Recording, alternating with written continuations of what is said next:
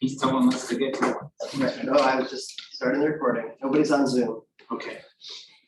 This is the July 21st meeting of the Portsmouth Energy Advisory Committee. We'll quickly take the roll. Committee member Tanner. Present.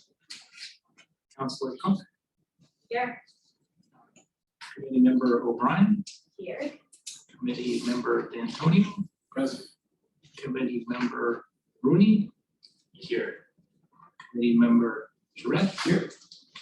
Committee member Somsich is not present. Peter Britz is with us from city staff. John Tabor. I'm present. First up, I will just, in case you hadn't watched it, the city council did vote to affirmatively ask us to create an energy aggregation plan. And with the proviso that if that plan is approved, we then empower the city manager and staff to create our program. So that was great. We also did the requested bylaws change. So that was taken care of. And that means our work begins on an aggregation plan. Kevin, maybe you can just fill us in on any timeline changes or updates. There really hasn't been any changes since our last meeting.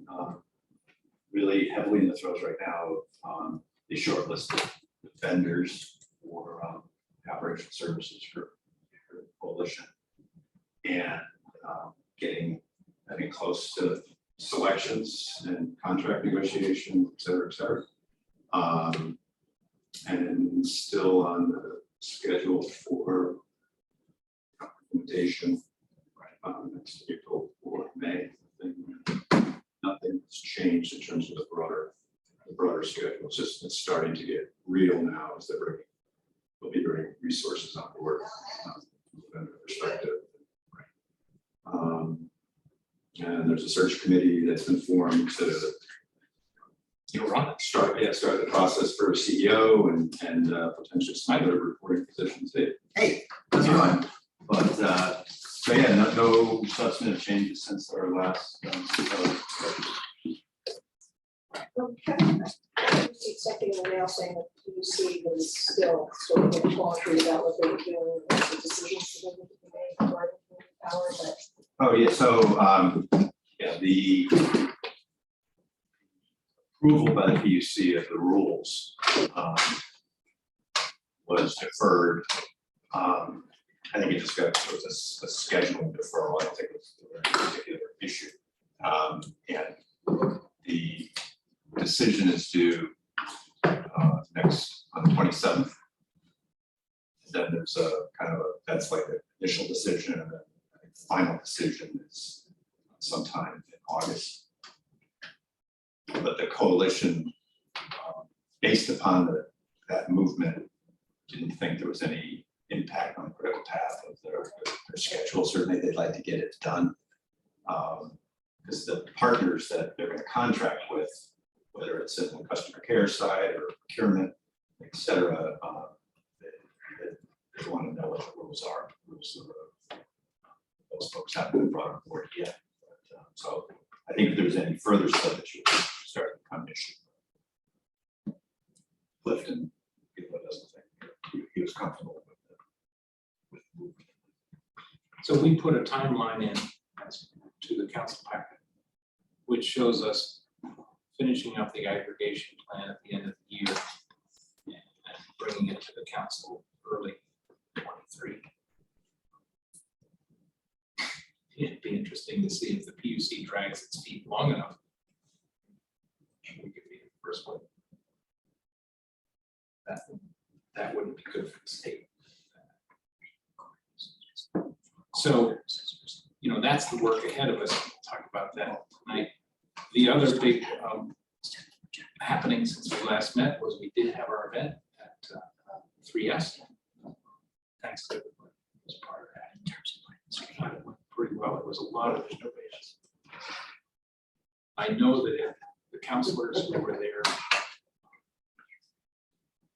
gave them a lot of information and gave them reasons to support the whole project. We had 140 people sign up, 140 plus. I don't know what the actual attendance was. Polling had 92 or 3 people respond. So publicity paid off. We spent a little money on publicity, but I thought it was a good turnout.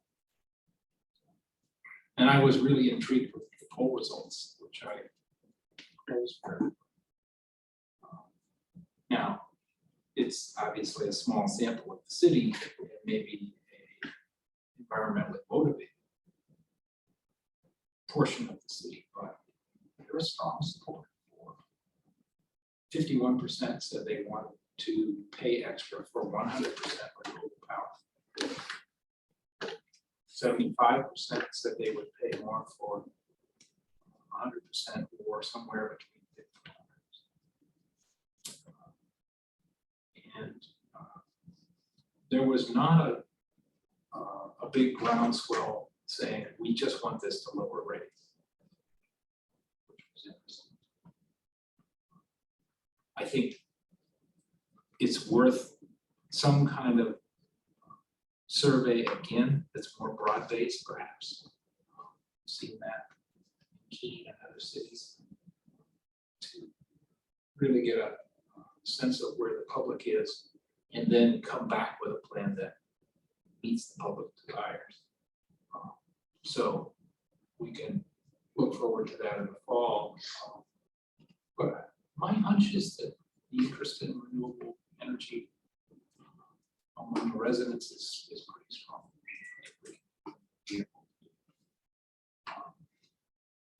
So we also, thanks to Kevin, gave you the template that Power Coalition. How many read all 41 pages? I didn't, but I did read the goals section. And I think that's our discussion tonight. And I think we also gave you Lebanon, Exeter, and Rise goal sections, which was interesting because they're each a little different. There's even more than I think there's like 8 now. That's the package you sent out. Yeah, I think you're right here. Oh, okay. Tiny I package, started but with yeah, this. yeah, there's more. Well, they're pretty much all similar. There's a little difference between them. There are some. So in framing the discussion about the goals of the program, I thought first it would be good to see where we come down. Just to hear from each of you, your thoughts on the goals that you've seen in those other plans. I think at this point, we want to be more inclusive than exclusive. There's about 7 or 8 goals in most of those plans. And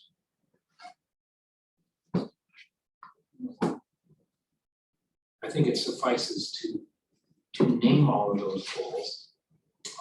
But it also is good if we have a discussion of which ones rank highest. I really thought a lot of things were redundant. I thought they were saying the same thing only they didn't. Yeah, there was some of that. Yeah.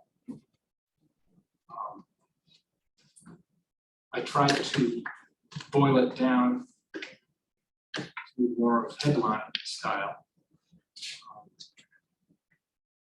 And that's where my tiny chicken scratch is. But to me, it came down to looking at the other plans. Lower rates. Like Rise, big on lower rates. All those budget cutters now. More green power comes through very clearly in the Lebanon plan. Rate stability. I think rate stability is read a quarter of the moment. And the whole notion of consumer protection and advocacy. Most of the other plans talked about new services that can help customers lower their energy costs. Time shifting, battery storage. I think smart meters is a good thing too. Right. Well, you're a solar user. Yeah, but I mean, I think that understanding where in your house your drains are, what's using the most electricity, and how you might be able to modify things so that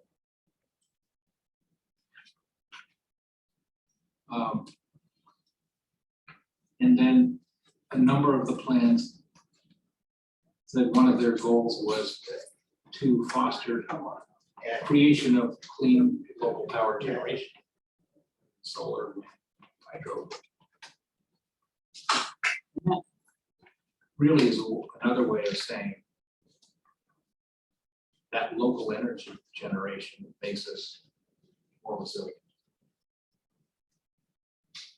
And then regional collaboration, certainly CPCNH is one of their themes. Modernization. So I think those are the sort of the big seven. And I just thought it would be good to have a discussion from each of your vantage points. What do we want this community power program to do? What's most important?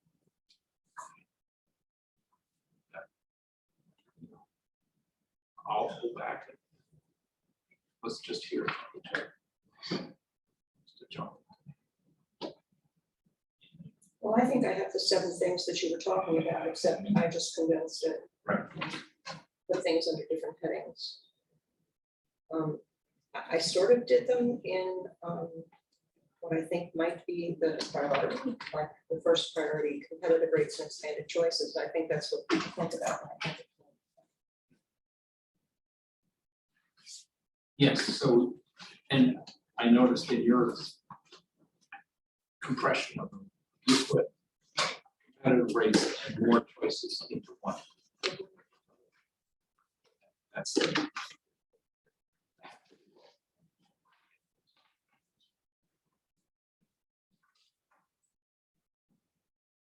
Where's for others? Well, fiscal stability and financial reserves, I think that would be really important for the community power program. Consumer protections and public advocacy. I think it would be really great if we had something happening on the state level. And so if we can have some power, bargaining power through the community, that would be really beneficial. Enhanced customer focus, in other words, that people have questions about solar installation, what's going on in the city, and how do I do that? That we can help with that kind of information, and cleaner local power and community resilience. I mean, I'd really love to see us put more solar or wind. I think there are some sites in the city that are perfect for wind. And they don't have to be a 400-foot tower either. There are a lot of different kinds of wind gathering technologies nowadays. And so it doesn't have to be this unsightly wind turbine.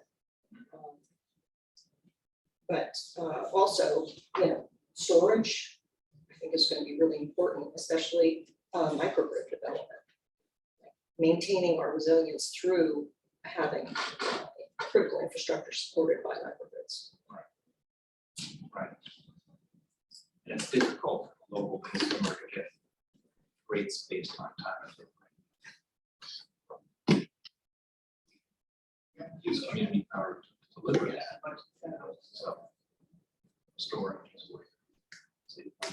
Right, and education, I mean, that's really important, because I think that a lot of people don't understand that, if you're using all your appliances, doing your wash and everything else, when everybody gets home from work at night, that sort of will draw on the entire system. And if you do it a little earlier or later, you know, and let them know what those times are so that they can try to schedule things.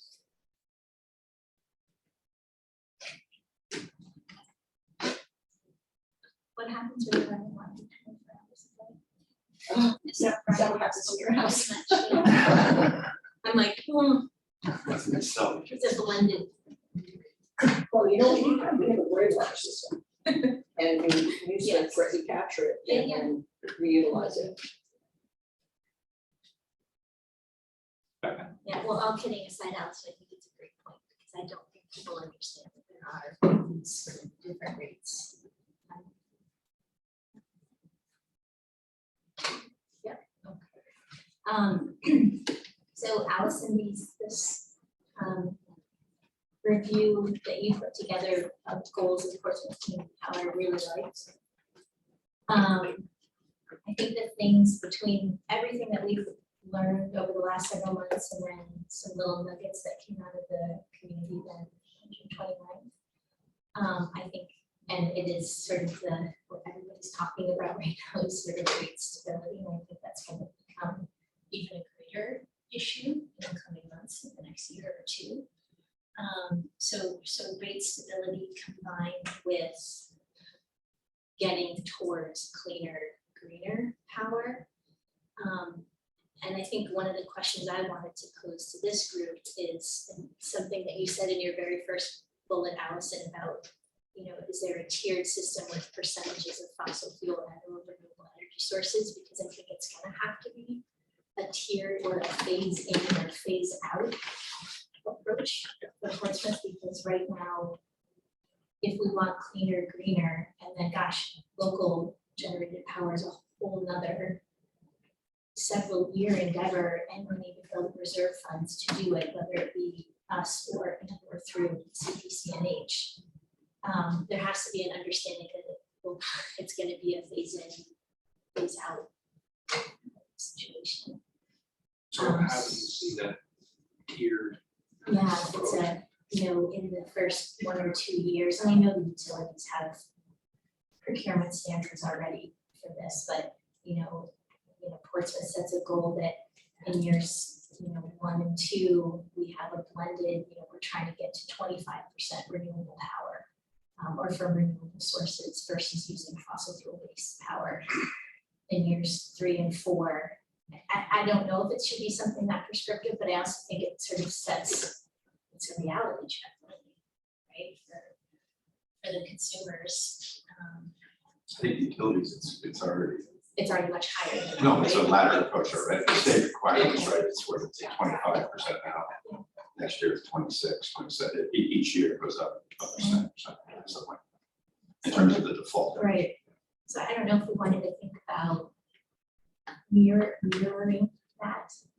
We have people all the time, but doing something sort of in parallel, because I think it's also a great education tool for residents as well. That understanding that we just can't flip the switch and have all localized green power tomorrow. It's just not. It's not possible. I wish it was, but so I kind of like this idea of phasing out fossil fuel usage in our power source. And there's some big cities that are doing that now. New York City did it last year. DC is doing it now. And I think then with that, we have the opportunity to say, to get there, and this was the other nugget that came out for me out of the June 29th event, because they were talking about how it is so important, right, to have the availability of greener power, but if we're not also focusing on our efficiencies at the same time, so using, and I don't know if this is the right place as part of our community power program to be also talking about how we can be making our services into our home or the envelopes of our home or our businesses more efficient. So getting towards better boilers, all of that. There's I'm sure a laundry list, no pun intended, of things that we could work on being more efficient. So So sorry if I sort of talked around a little bit, but those were probably financial stability, or sorry, rate stability, I should say. I'm trusting that there's going to be consumer protection and fiscal stability and responsibility through CPCNH. So I'm sort of thinking on the fact that those things are a given. But for Portsmouth, it would be rate stability and then phasing towards.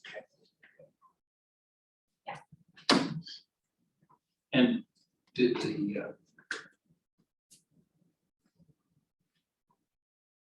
regional collaboration and the political advocacy, all those things, they're still on your list. They're still on my list, but I guess if we're thinking about an electric aggregation plan, those would again sort of be those givens. If that makes sense. Well, a big vote for rate stability. With the caveat that there is, we have a goal of getting to a percentage of green power and then to a percentage of utilized green. So How do you think that differs from taking the consumer choice approach? We'll let you buy 100% right now.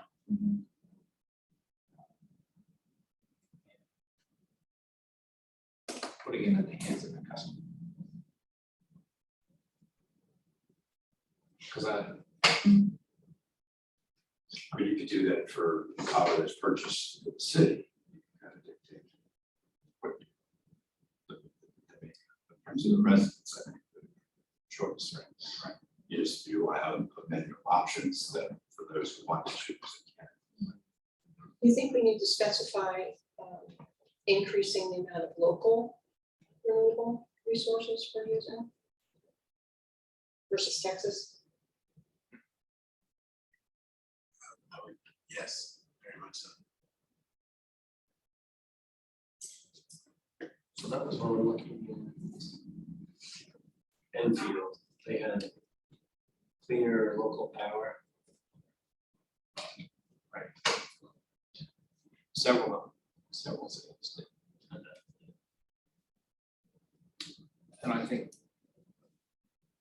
the larger the aggregation, the more ability to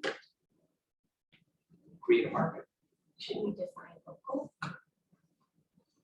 Well, ultimately, the procurement folks are going to be buying for the coalition, they're not going to be buying for Portsmouth. So, they're going to develop the procurement risk policy, and I think if there's a groundswell around local will be part of the procurement risk policy, but they're buying local for all the members. They're not going to buy just, if Portsmouth wants local, but Exeter doesn't, it's not going to be that specific, because it's a tiny state to begin with. We're only going to have about 75,000 customers in wave one, so it's tiny. And so the procurement gang is going to be, they're going to, I think, have a portfolio that reflects what the cities and towns want, but they're not going to be necessarily, I don't think, and but I don't think they're going to be buying it based upon what every town wants. So that they're going to be buying aggregate. Well, and to Kate's point about defining local, my idea of local is like, New England. New England. Okay. And then we're gonna have some stuff going on in Massachusetts that I think we ought to avail ourselves of if we're fortunate enough to be able to. Are there going to be any opportunities for communities to object to certain types of renewables? The reason I ask this question is the clear cutting of forests in Massachusetts to install solar arrays. It's kind of counterproductive. The idea is there's getting green energy from solar arrays, but they're cutting down, these big corporations are coming in and buying fields of forest to cut them down. So it's not really benefiting us directly, even though it is technically renewables. Will there be a way to exclude those types of? I don't have the answer, but makes sense. But I think the the vendor that's gonna be working on the procurement risk policy, I think is gonna work with all the communities in developing that risk policy, because ultimately the risk policy needs to get approved by the member, whether it's councils or small towns. So all of this is gonna be done, I think, transparently. So I think there'd be an opportunity to weigh in on that.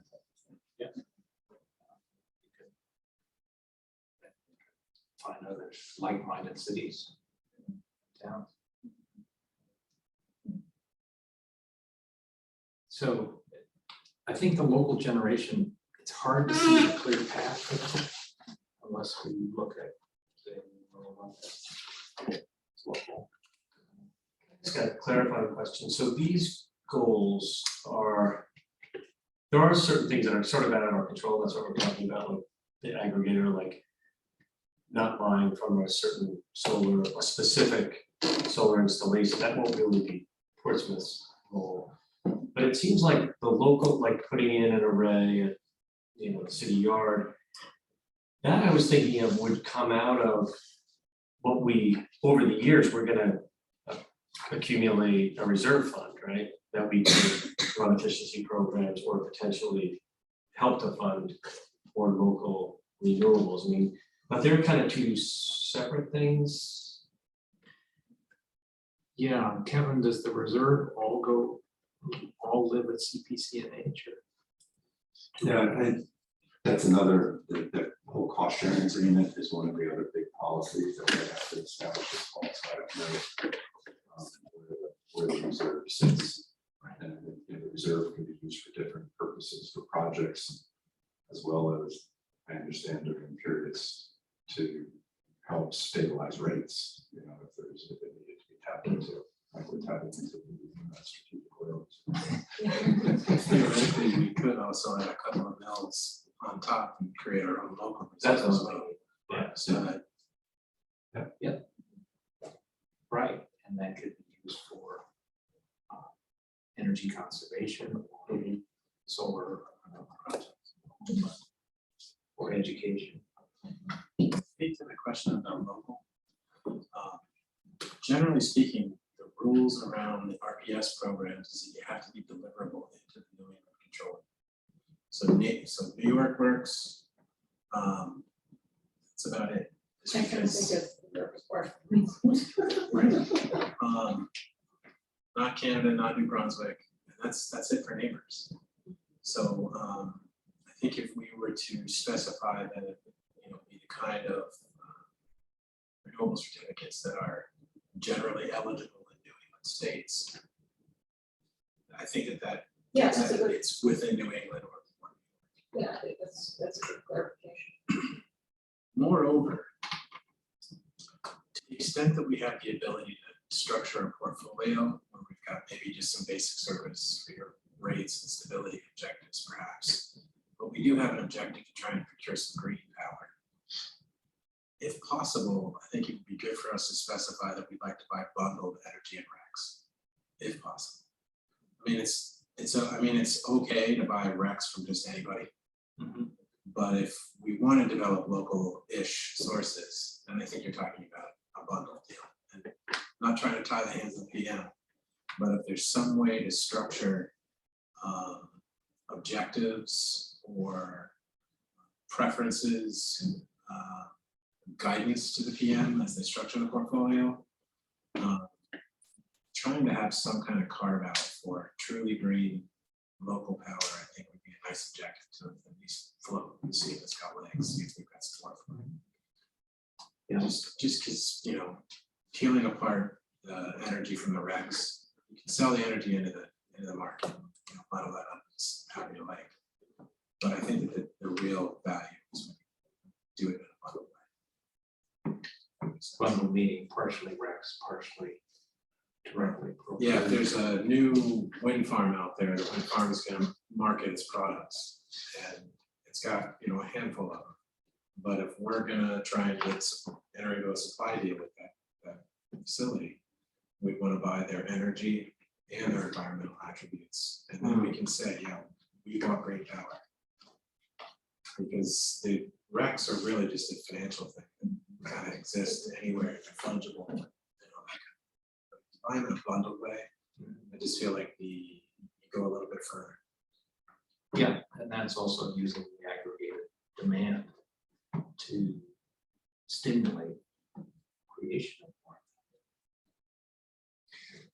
Could I ask a clarifying question about that? So when you buy bundled, I think I followed what you said, it's just when you buy the Rex 2, you're paying a little bit more for that, right? Yeah, you mean, if we're buying green power, generally speaking, if you're somehow buying RECs. And if you're buying your RECs from the same facility that you're buying the energy from, Oh, then it's like a whole. I think your claim that you're buying green power is a little bit stronger, a little bit more real than if you're just, you know, buying system power and you're buying some leftover RECs from whoever has them. Yeah. And happy to debate that, happy to talk more about it, just off. No, it's a sound approach. We can get that portfolio management piece to work. Let's express a preference for it. Yeah. I saw in, I know I'm biased, but in Exeter's goals is they say a strong partnership with Unitil, who's their utility. And I think it would be wise for us to recognize that a strong partnership with Eversource is important to the city and what we're doing. You talk about grid modernization. That's not going to happen to the coalition. It's not going to happen to our committee here. The interconnection work to any of these big projects, the smart meters, you know, the smart meters are going to get deployed by the distribution company, you know, in a multi-million-dollar, multiple-year project. So, and we as customers are already paying for a lot of this stuff on the non-supply side of our bill.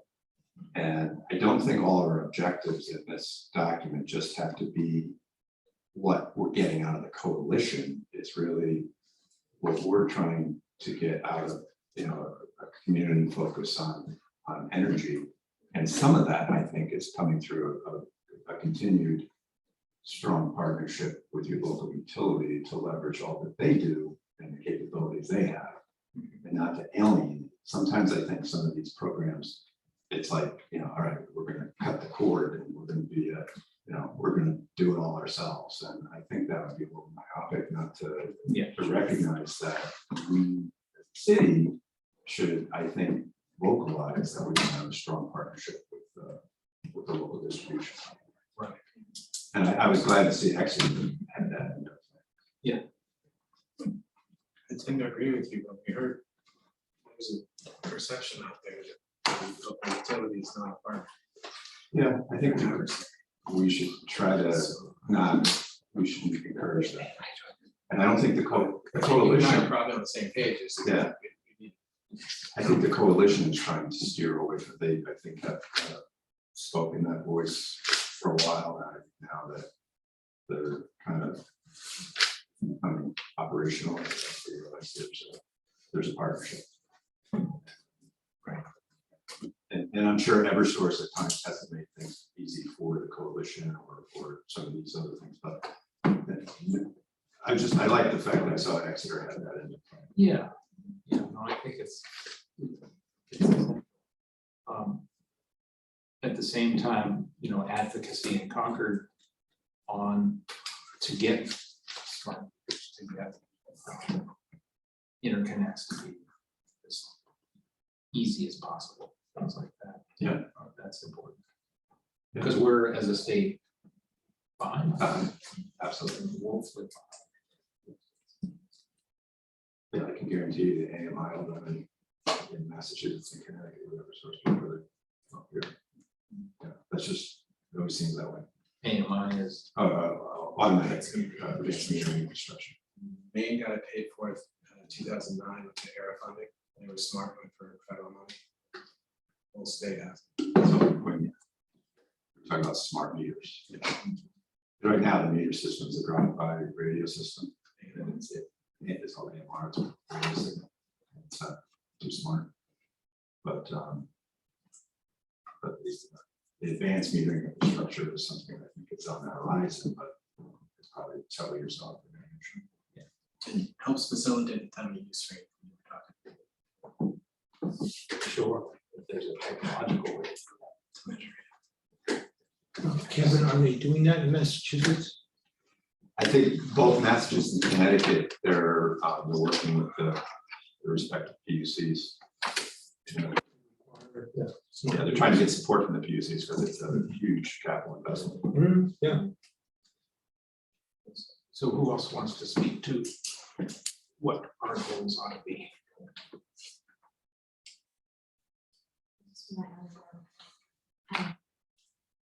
I agree with what has been said so far, as far as goals go.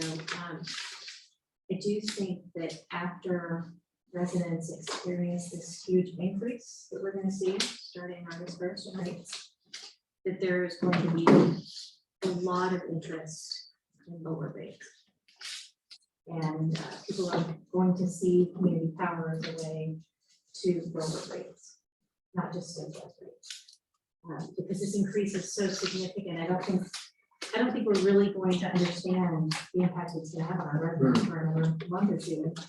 When it does, I think it's gonna be shocking to most, and I think that we're gonna have residents who've never shopped around for a supplier, shopping for a supplier. And that's going to draw their attention to this initiative.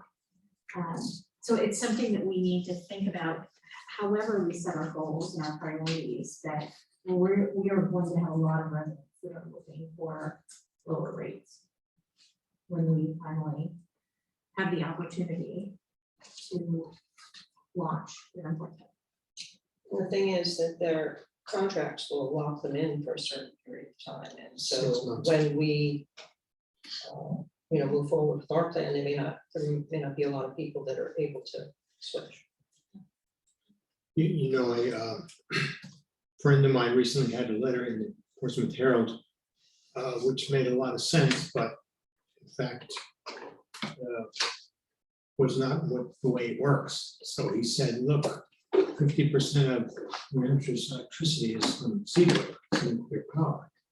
The other 50% is natural gas and all the others. Nuclear power hasn't gone up in cost dramatically, as natural gas has. So why are these rates going up so dramatically? So I had to explain to him that the way the ISO New England, which buys the wholesale power in the New England market, works is every day they request for a bid of who can offer so much power every day to the grid. And Seabrook bids in with $0. In fact, sometimes they've actually paid to get rid of their power because they cannot turn off and on like many power facilities like gas plant. So they have to keep the power running because it costs too much to shut the reactor down and bring it up again. So they bid in with $0, and then the other 50% is made up of natural gas and coal and whatever renewables. Whoever has the highest bid in that stack for that day or that 6-month period sets the price for everybody else. So even though Seabrook bid in with nothing, they get the highest price in that stack. So natural gas right now is setting the price for everybody because because it's such a big part of that portion that they have to do. So it's maybe unusual when people hear this, that this is the way they do it, but that's why it doesn't matter what Seabrook bids into, they get the highest price that everybody gets. So Peter, what I was just asking everybody, we circulated, as you saw, the various plans from other towns. Really grouped the goals that we're seeing into 7 big ones: lower rates, more green power, rate stability, consumer protection and advocacy. CPC is one of their strengths. Helping customers lower their total energy costs, doing things like battery storage, timing of purchasing. And then a lot of the towns, and there's that same sentiment here, want to use community power to foster local power generation. We had a good discussion about what local is, because really effectively it has to be local. And in fact, as Ben was saying, wouldn't it be great if CPCNH can buy the actual green energy from a solar provider or a hydro provider and get the REC 2 in a bundle? It's possible. So we're just getting thoughts from each of us on those goals, how they rate for us, how they rank for us, and what are the things we want to emphasize? What do we want to get out of this community power program for our residents? Well, just to follow up on what I just said about how Eversource gets its power prices. The co-op, the New Hampshire co-op, is not raising its rate to the same level as Eversource. I think Eversource is going to 22 cents. The co-op is going to 17 cents, something like that. Why? It's because they ladder their purchases. They don't purchase every 6 months. They purchase continuously whatever they can get. And then when you average that out over whatever period of time they use, it turns out that they have a lower rate than Eversource does right now. It's partially because Eversource is a regulated utility and they're not. But from what I gather, the power community concept is going to try to do the same thing. They're going to try to ladder the purchases so that they're not going to buy every 6 months, but they're going to buy whenever a good price is offered. And that will give an opportunity for everybody to get a lower rate, just like you would ladder like investments and stuff like that. And a more stable rate. Right, right. Having that model, I think the co-op is using the portfolio model, which is the model that the coalition intends to use. And as you said, the regulated utility, and this goes back to deregulation, where they wanted the utilities to go out, get bids, and then bring the bids in the folder to the PUC and open them up and say, okay, PUC, you guys pick, because they wanted total sunlight transparency over these contracts. And I think it comes back to bite us a little bit that they're not letting, they have not, over what's now 20 years, let the utility use more of a portfolio approach. But it's interesting, if the utilities go in that direction, it puts a little bit of a monkey wrench in the coalition's so-called competitive advantage here to be able to deliver. Yeah. Right now, they've got a Deliver great rates. structural. Yeah, because the hands are tied behind the back of the regulated utilities, albeit the co-op can, the co-op is demonstrating, if you use a portfolio approach, you can run circles on this topic, but it's Doing great. it'll be interesting. I mean, if I was the PUC, I'd start to say, why am I tying the hands of the regulated utilities when it's impacting consumers in the state in such a negative way? So Kevin, are you saying that there's a movement afoot to No, I don't know. utility to do? I said do if that? there was. Yeah. I don't see any movement at all that they're going to do, that they're going to let them do it, Yeah. even though I agree with you. It shocks me that they require that they purchase the power in that fashion. Tom, you want to give us your thoughts? I mean, I guess one of the things I was trying to figure out is it seems like they're pretty ambitious when we get to looking at some of the other towns having, it's kind of like like we really want everything. And I guess if we have that many goals, does it water down what we really want to get out of this? So, I mean, I like the level of the goals that you listed. And I think, out of there, I think it's keeping rates low as well as rate stability. Rate stability may even get a little bit more airplay now when they spike. But the idea of like adding some mills, I mean, there's talk about modeling after what's been going on in California for years, like the Marin Clean Energy. And they have been accumulating reserve money so that they run their own energy efficiency programs. Now they have a storage program that they're running.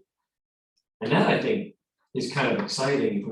If we're going that direction, it seems like, I don't know if we need to get into it in our goals, but a couple mils is a couple mils. It means we're gonna have rates that are just slightly more. So, I mean, that comes to mind when there's a lot of focus on rates. It seems like it's at the expense of something. But so that's where I get a little confused, because I think from the beginning, we always wanted options. So I think that's, to me, is a big one, to keep the, I can't remember which one it is, choice and access is one of the ones I was looking at, but keeping, the idea that we have for folks that want the rate stability, but that we keep in there the local green power. And I did see something along the lines of offering, I can't remember which goal it is, but along the lines of offering other services down the road. Kevin, is that gonna be an emphasis with CPCNH, or using that reserve for programs like Marin does? I think so, yeah, but I think that's like phase 2, phase 3, but. I think these goals, probably looking at some of them outside of the horizon, Yeah. right? But, it's hard to argue with, I think, any of the ones that these other communities, you can see they kind of copied and pasted from one another. It's hard to argue. There is a section in the back of the document that is appendix that I know some of you are involved with committees of the city that have relevant, there's a attachment. In attachment 8, it says you can put excerpts of additional links to local policy documents relative to community power. So, I know many of you are on different committees. There's an opportunity, I think, in the plan as well to add some local flavor around the good work that's already being done in the city. Right. Kevin, Like linking to the climate action plan? I would think, yeah. Right now, I mean, we could ask Henry Herndon or Lisa Sweet what exactly would go in there, or we could look at some of the other completing documents, but there is an attachment here that says other city initiatives that are relevant. Counselor, I was just gonna add, and you kind of read my mind, one of the things that I wanted to mention to this group, to somehow weave into our goals or pay tribute to the fact that we do have an renewable energy policy on the Yeah. books, Yeah. established in 2017. I pulled it up for the group, but if we can pull language from that or include it with our EAP, I think that would be powerful, and it sends a good message to all the good work that's been done. Absolutely. Well, actually, it was adopted in March 2018, and then you were on that, Betty. I think you drafted it. But the goal, it states that as a policy, we have a goal as a city to get to being a net zero energy community. And there's 3 phases for that. 1 is municipal, 2 is residential, 3 is transportation. And I'm vastly oversimplified. As residents, businesses, other non-municipal leaders such as Peace Development Authority, which I thought that was an interesting one to throw in there. So on the level 3. Very important specific thing. I think one of the things that is gonna come up, especially when the rates start going up, is that people are gonna equate their bills with whether they're improving or not improving their situation. When we, on the other hand, talk about net zero, we're talking about greenhouse gas emissions. And greenhouse gas emissions are a direct function of consumption. How many kilowatt hours we're using. So even though people might be reducing their kilowatt hour usage, they're gonna see their bills go up dramatically. And they're gonna say, geez, I thought I was reducing my usage and now all of a sudden I'm paying more. How do you explain that to me?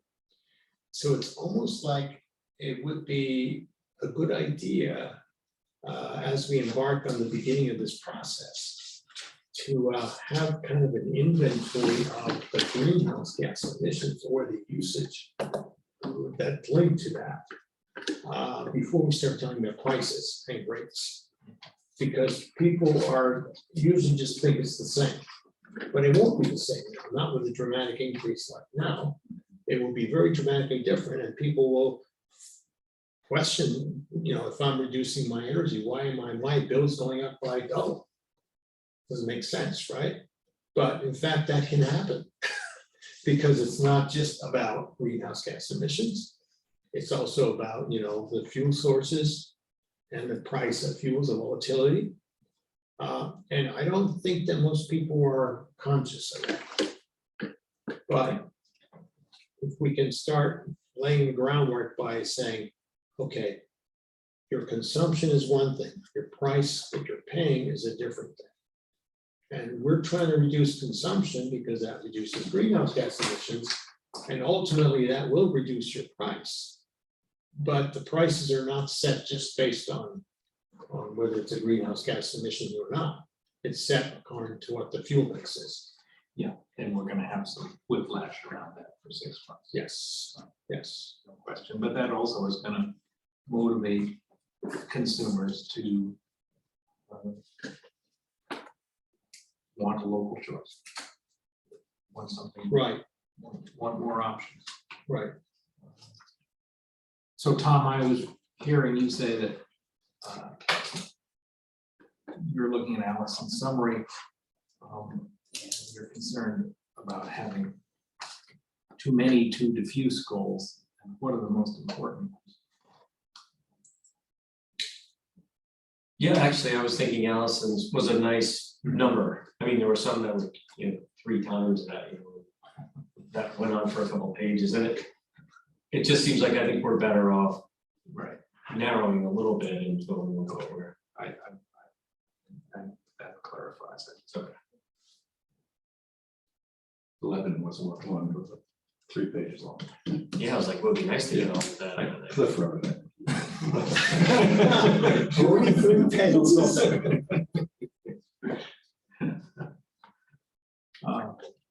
Ben, your thought? I like Allison's summary. I would put more of an emphasis on the cleaner local power, but otherwise I agree with all of them. And I think that's just where I think we need to go. I think we need to be aggressive to make progress. And I think that the counselor's point on stable rates, competitive rates, all well taken. I completely agree with that.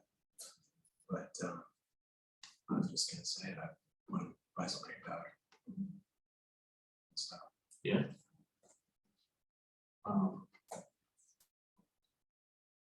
For myself, I look at the city's renewable energy policy. I look at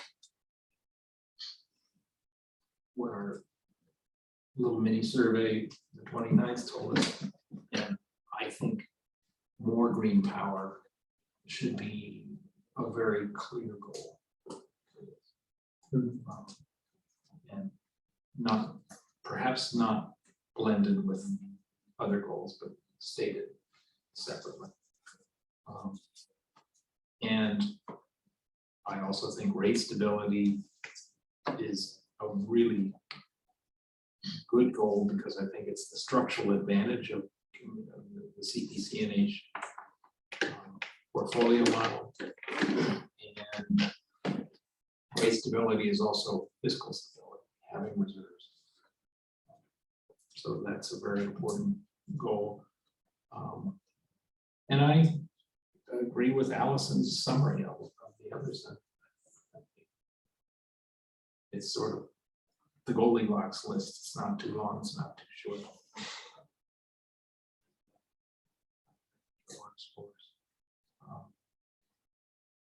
The the longer range things the grid modernization.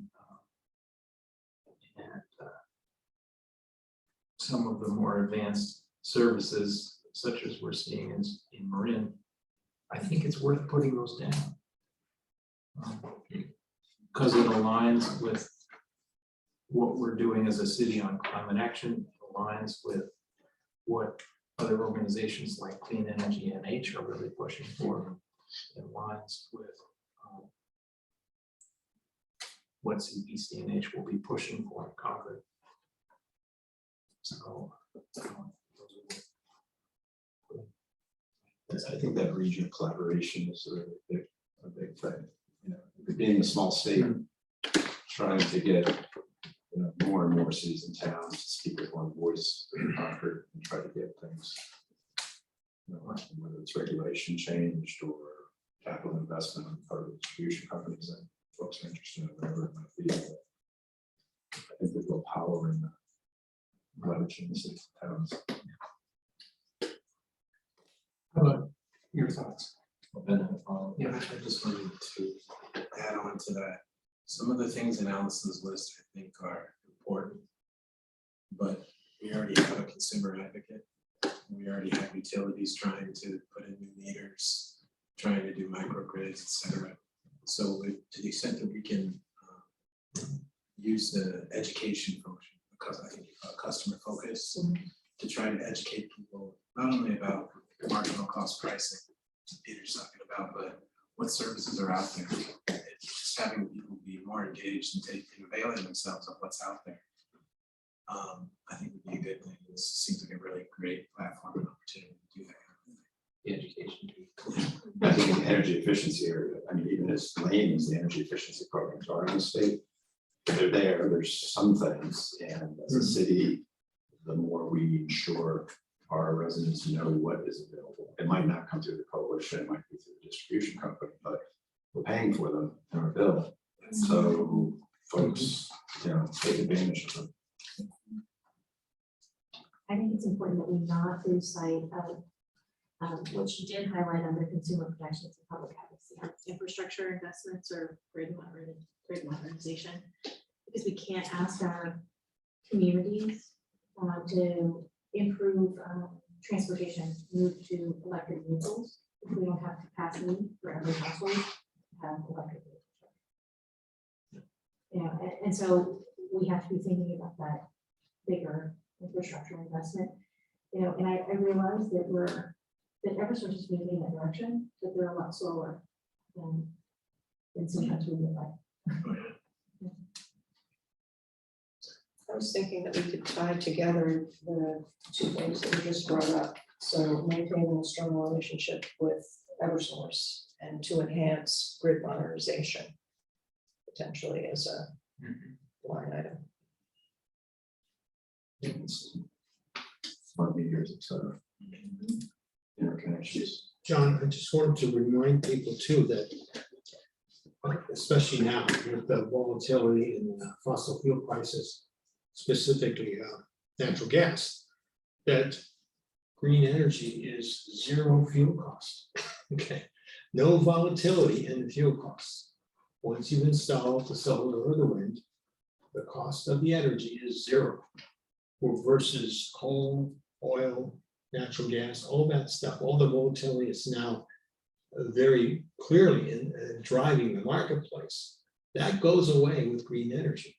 What the trade-off is if you have to invest something up front, the upfront costs are higher, and therefore people say, oh yeah, it's costly to do this, but then you get away from the volatility of fuel costs and you don't have any fuel costs for life, so to speak. So that is one of the biggest selling points of that energy, and in a time when the fuel costs are so volatile, I think people could understand what's going on there, because you can either have stability in the fuel costs or volatility, and based on certain energy types, one doesn't have them, the other one does. Another example of how we could be maybe proactive as a group, as a city or in a coalition, is to do purchase power agreements for offshore wind. The offshore wind projects that are coming on the Gulf of Maine Granted, there may be 8 years down the road, but the state of New Hampshire has refused to sign a purchase power agreement committing themselves to buying that energy in the future. And Massachusetts, and I think Maine too, have already committed to buying a certain amount of energy. And that basically accelerates those companies that want to do this, because now they're getting commitments from users who want that energy. And so it might be a little presumptuous of Portsmouth to do something like that, but certainly not on the coalition to say, we're interested in a purchase power agreement with the offshore wind locations.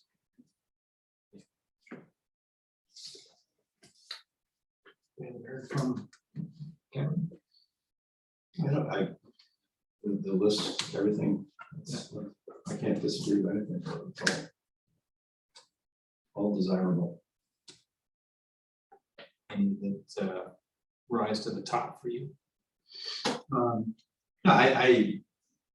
The one that I think I just mentioned around the regional collaborations, I think we're getting strength. So I think that's particularly important. I think that's new. A lot of these other things are objectives. But the one I think that we're really creating, I think, is a real strength is in regional collaboration and our ability to leverage that. Yeah, and I think a number of towns could go in on renewable generation. Just getting rule changes, you name it.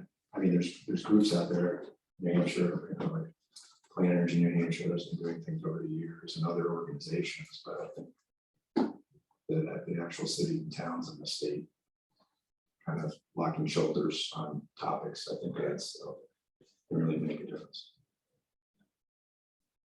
And just a question about the coalition. Is there some movement for New Hampshire businesses to make more of a push in the direction of the community power? I haven't heard anything specific. Because it seems to me the businesses couldn't benefit from this too. Yeah. It's not just residents. And they have more clout maybe in the legislature than ordinary residents.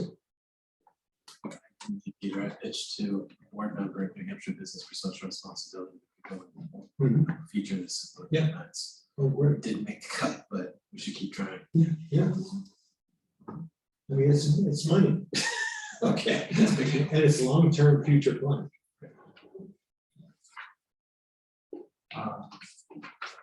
Peter? And Peter? No, I mean, it's a pretty inclusive list. I can agree with Tom. This is a living list, living goals, and they're not static. So I think as the organization stands up, you'll have more opportunities to refine this, and as things change, you'll have opportunities. I mean, I think right now people's goals, as the counselor said, are going to be to have inexpensive, stability, rate stability, and options that are inexpensive. The current portfolio model with all these relative options are not going to give us inexpensive power. And it's going to be more expensive.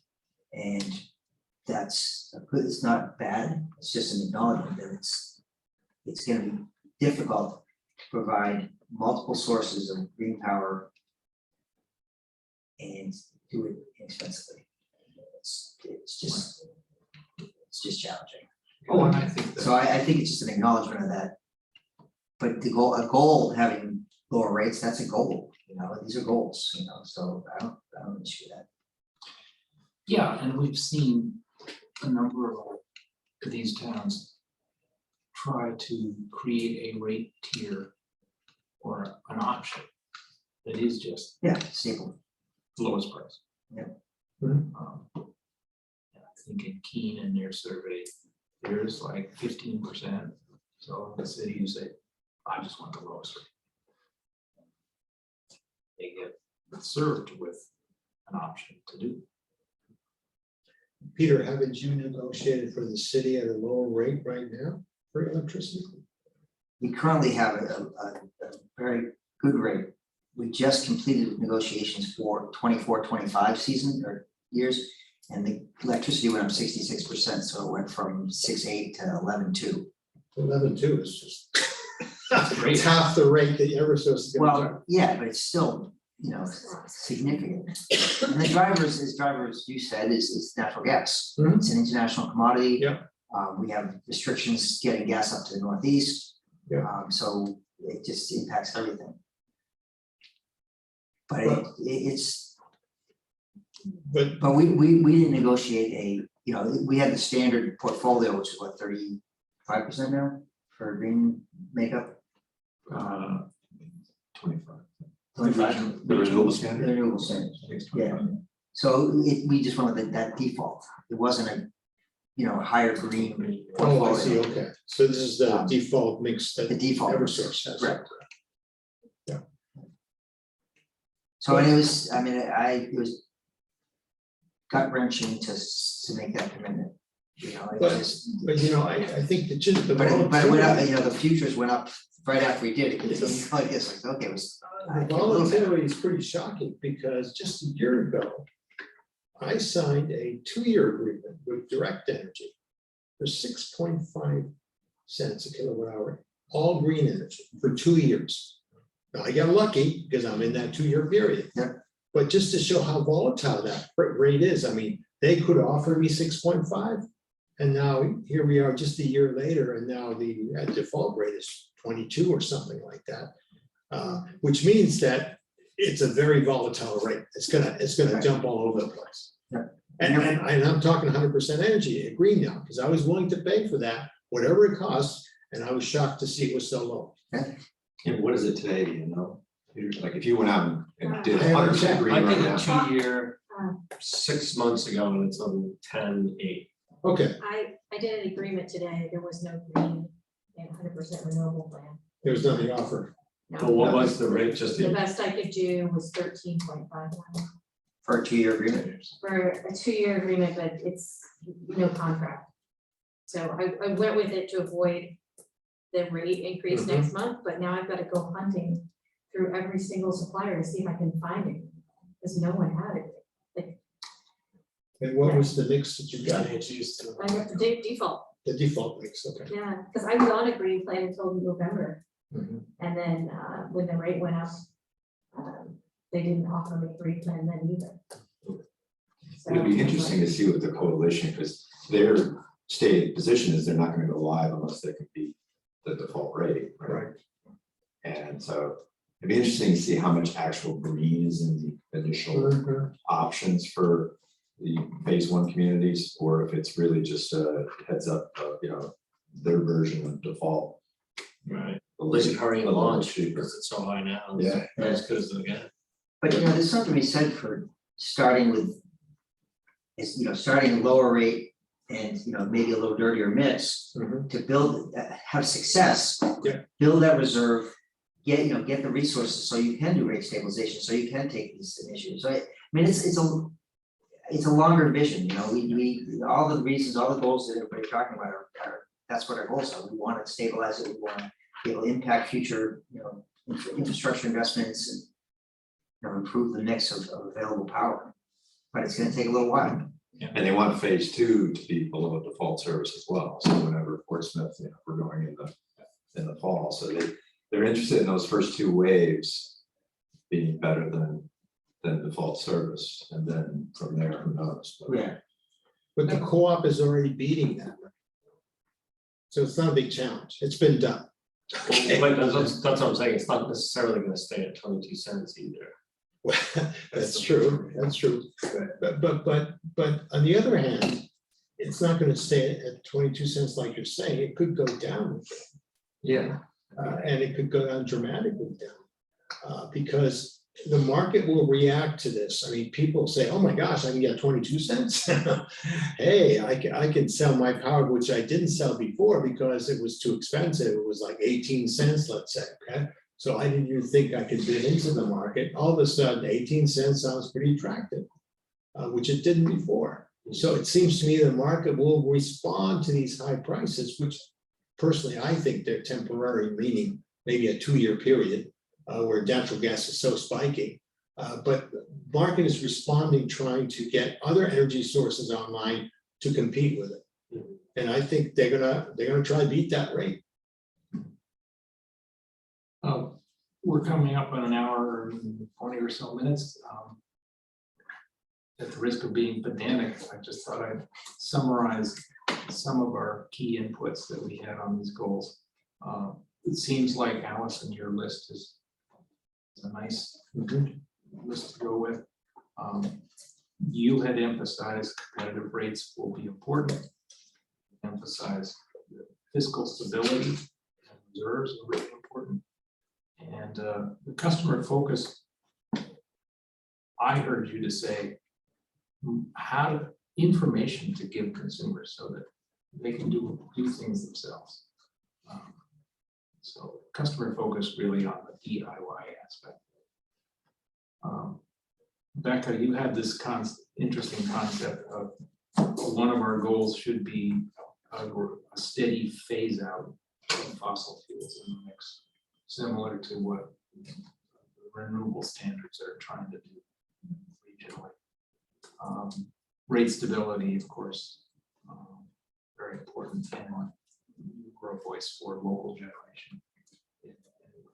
Lost to that. Then you were very clear, you want to buy cleaner local power, you want to have that option and keep that option to people in the community. As well as this interesting idea of, can we encourage the coalition to buy pure local green power and get the RECs at the same time, the bundle. And, Kevin, you emphasized the strong partnership with Eversource, and as we tease that out, that really starts to involve smart grid, smart meters. Can we be a voice for progress on that?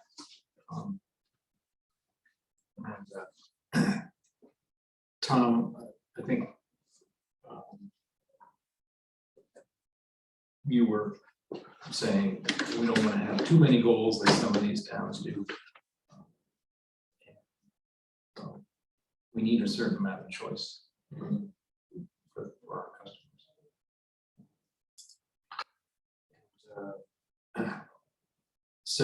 Several of you talked about the education piece. So I think we got to hit that hard in our goal statement. Councillor Cook talked about we're going to have our infrastructure as part of this. About that, and you made the point that our residents will look to us for rate stability, rate relief. That's just the world we live in. And Peter Somsich talked about offshore wind, and can we get the coalition to have purchase power agreements for that? Makes all the sense in the world. Doing that through the coalition.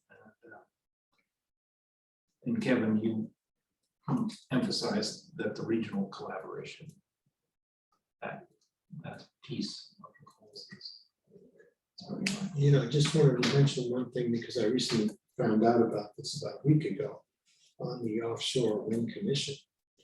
The Kingdom of Denmark, so it's a kingdom, which is the leading country in offshore wind right now. The king in Denmark has ordered that any country in the world who is interested in offshore wind will be provided full consultation services from Danish companies at no cost to them if they're interested in pursuing or trying to look into offshore wind.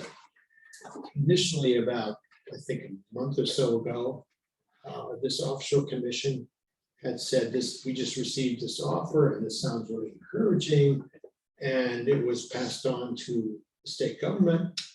And lo and behold, they decided they're going to hold off on that collaboration, which was pretty disappointing when somebody offers you something for free, who's actually a leader in this, okay? And actually has projects ongoing in the future off the coast of Maine. I'm just using this to emphasize that the state of New Hampshire is not quite on board with all this stuff. Otherwise, you would see them embracing this stuff. And maybe the coalition could be. You know, it's a big enough entity to make a dent. I know Connecticut's all over, governor, they're supportive, they're putting it off the coast of Yeah. town. I mean, Worsted, right, is the. Ørsted, yeah, that's the biggest company. Yeah, that's Eversource's partner. City called Donald. And we're not just talking about the potential for electricity, we're talking about the potential for jobs, for infrastructure. I mean, it's a big deal. And if a country like that offers you free consultation and services and support, why don't you take it? No strings attached. Any other thoughts for our list of goals? Anything we're missing? I just had I don't know if it's a goal, but something Ben said earlier, I really like the idea of local generation, and this idea of a reserve for Portsmouth. Would that be from the coalition? Would it be our own? Just the idea that we'd have funds to build our own infrastructure, not infrastructure, but solar or renewables. More local than, you know, mainland. Peter's told us that the legislation contemplates the ability for towns to do more of that kind of additional I services. think so, yeah, we're allowed to do that. If we can't do it through a coalition. But the coalition, the rate setting is supposedly designed over time to build reserves for just For that. those things. Yeah. But they'll be coalition wide. Yeah, that we were talking about that earlier. I don't know Compete what- for it. how it's earmarked to the various communities. I don't know how that works yet. Yeah, it seems like it's gotta be. Whether it's carved out from the coalition. Yeah, or I whether think you're it's getting a ours. pro rata share of it. Right. And that's gonna be worked out, it sounds like. It's in the Well, cost sharing. and it just, agreement. it just adds to the efficiency is what I'm thinking, that if you're doing it locally, then you don't have. I think so. I We never heard pitched anything into the since easy that board. money is right. Try But to yeah, spread the I heard that. money around. Yes, I think that's Go to the true. easy board, and pitch a project, and they were funded projects. It all goes to the utilities. Our Madbury plant, I think was through that. fund. Yeah. Yeah, that's right. It's- Madbury High School, That's great. right? The Madbury and the high school rate. $200,000 grant, I think. I think it was 200,000. Through the Reggie grant. That was the last have read it? one, I I believe. think it was, yeah. One thing, council, just it's a separate topic, but it's just to continue progress on our plan is we have the template letter that goes to Eversource to request our number of accounts and usage by classification. So I'll grab that. I don't know if, you know, it has to come from a city official. I don't know who, you know, it probably comes from Karen. Yeah, Karen or. You. We already requested it as part of the climate action plan. Way ahead. You guys already asked? You We already requested? requested it. Yeah. Are you What? talking about the generation by sector Yeah. Yeah. Yeah, is that recent? Yeah. Oh, 2 cool. days ago? Oh, excellent. God bless you. Take that. Check that out. Excellent. Well done. They said something like, well, we'll see what they say. They're working on it. Okay. Because that's what the table in our plan here, you know, that we populate with that data. Well, it's something that we need for our, we're doing a greenhouse gas inventory. And so it's a key metric for that. Okay. But when we get it, we'll forward it to the community. So I'll make some notes, maybe Peter B. and I can collaborate on draft goals for our next meeting. I also wanted to say that we talked about linking this to our climate action plan and the renewable energy plan that exists in the city of Portsmouth. Yes, and I think most of those, that goes right over the list of goals. It says these are our city's policies. That goes to the goals tonight. I would anticipate we will have some form of a climate action plan by the end of 2023. So it might be after we'll get through this, or we definitely should be referring back to the renewable energy policy. But we should really refer to our efforts here as part of an effort is to develop a full comprehensive.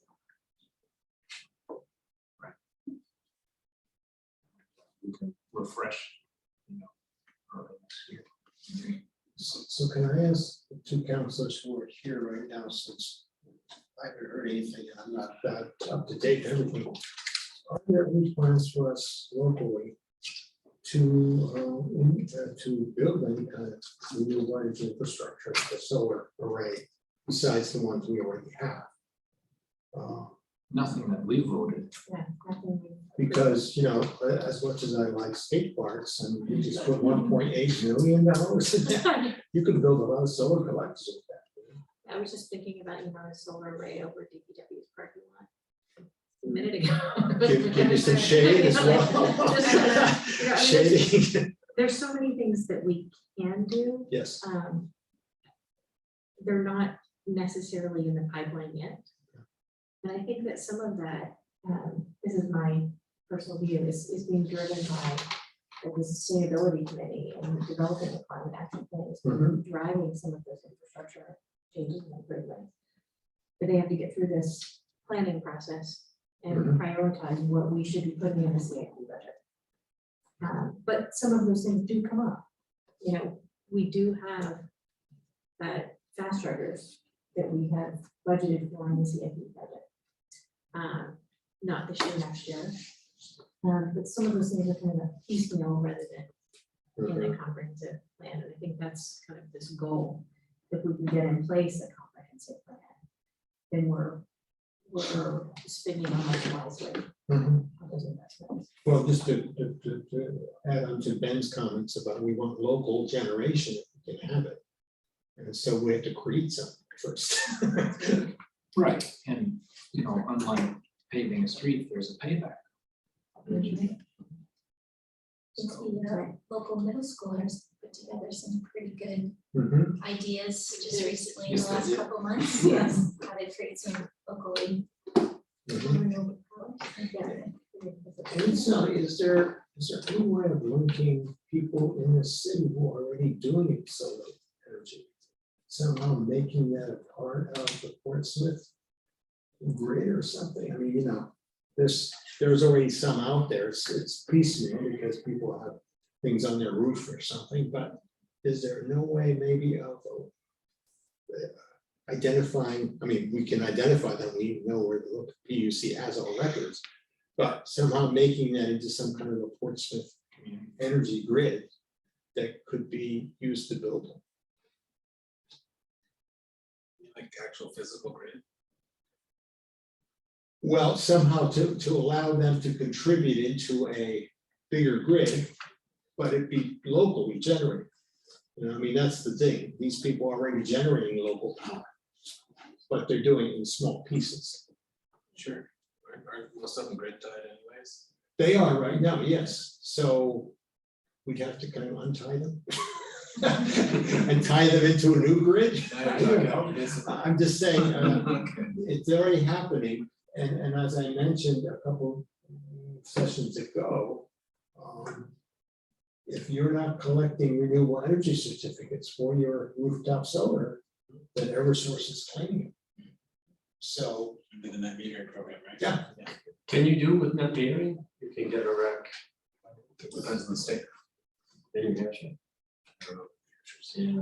yeah, if you're a rooftop solar, you can do it. I'm getting 6 units every year, 6 megawatt hours every year from my grid. And it's being auctioned into the auction at like $30 a megawatt or something. So maybe $100 or $150 a year. But you have to register to do it. You gotta get a broker, and the broker has to verify that you're doing it, and then the broker has to take it and sell it in the auction. I did it more as an academic exercise, not for financial benefit, but it can be done if you have enough people to aggregate. Oh, I think I'll close this out.